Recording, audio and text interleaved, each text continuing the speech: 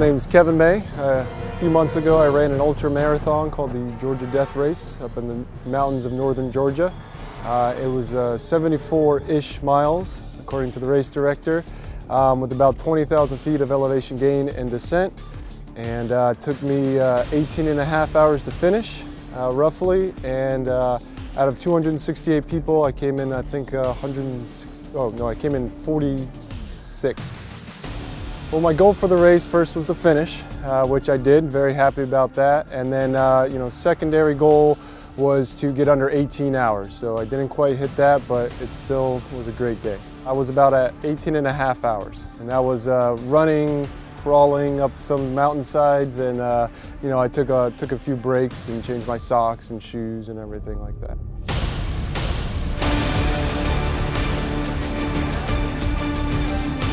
Well, as far as supplies go, you're required to wear a vest with liquid hydration, some food, space blanket, extra clothes, etc. for safety reasons.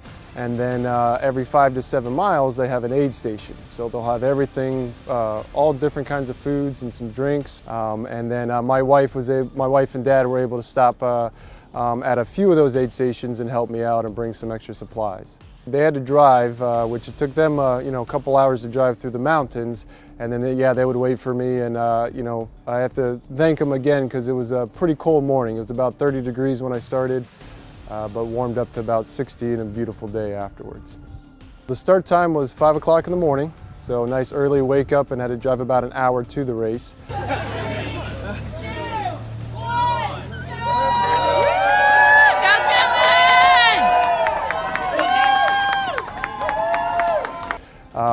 And then I ended, it was around 11:30 is when I ended. So nice full day, and got to see the sunrise over the mountains as well as the sunset, which was really beautiful.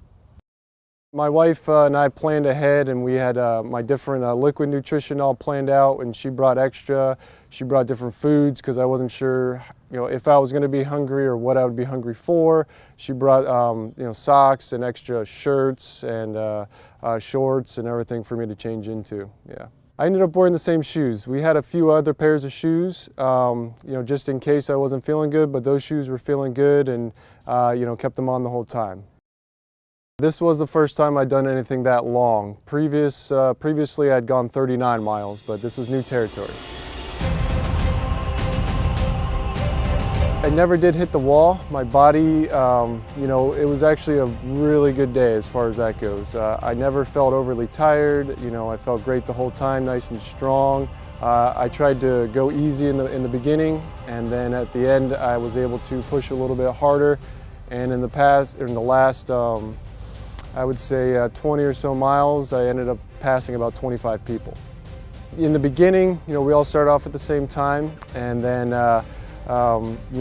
there's what's called kind of Congo trains going up some of the single track, so it's only one lane, and so if you're stuck behind someone slow and they're walking, you got to kind of go behind them that way. And then as time goes on, it spreads out, and so I would run next to 1 or 2 people for maybe a couple miles, but I just, I like running by myself, so I kind of stuck to that. When I saw them ahead of me, especially at night, because I couldn't really see anything or see them, but I could see their headlight, flashing ahead of me. So I would put it in my mind, okay, you're next kind of mentality, and ended up running and talking to them a little bit, and then, encouraging them as well, and then moving on. In between some breaths, or, it wasn't running the entire time, so up some steeper inclines, we'd walk and have a quick few, hey, where are you from, or, keep going type of deal. Yeah.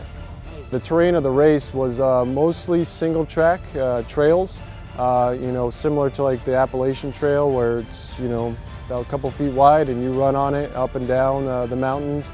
There were very few switchbacks on this terrain, so it was pretty much up and then back down and up and back down over the different peaks. And there were probably about 10 to 15 miles of gravel road, which again still was undulating and hilly.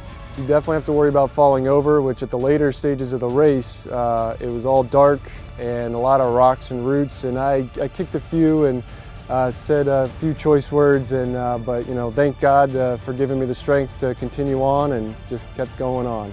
But I did see a few other people fall right in front of me, and it wasn't good, but helped them up and encouraged them to keep going. And yeah, there was no point where I thought I couldn't go on further. I had it in my head for so many months, and after all the training, I was determined to finish. The low point of the race was just after I saw my wife and kids after mile like 40 something. I got to see them, and I was very, very high, and everything was great. And then it was a long 2-mile downhill section where I was flying, doing 8-minute miles, and then felt great. And at the very bottom, I ended up getting a blister, just like that. And so for the next 5 miles, I had to run with that blister. But then I got to another aid station. They popped it and wrapped it up, and good to go. Popped a few Aleve, and I was running in pain throughout parts. But for the most part, I just kind of pushed that aside and kept going. The pain and kind of my emotions, it kind of went in waves a little bit, where you'd be really pain-free, and you get that runner's high, so to speak, and you're just cruising and feeling good. And then other times where it was a chore to get up some of those tougher sections and everything. But again, I just had it in my mind. I want to finish, and just kept that in the forefront of my mind. When I finally crossed the finish line, it was elation. So happy to finally be done, and ready to see my wife and kids, and it was very exciting. Yeah. I felt really bad the next day. In fact, about 30 minutes after the race, when I finally sat, I couldn't even really get up, and I had to have help getting from the back of my SUV to the front of it. Very, very stiff and painful at that point. I would do something like this again. And in fact, either this fall or spring, I'm trying to plan my next one, and I want to do 100 miles. To finish a 100-miler, yeah, generally that's the 24 hours is your goal. But again, it depends on the type of terrain, and this race had really, really steep and tough terrain, which is what it's known for, so that added to some of the time.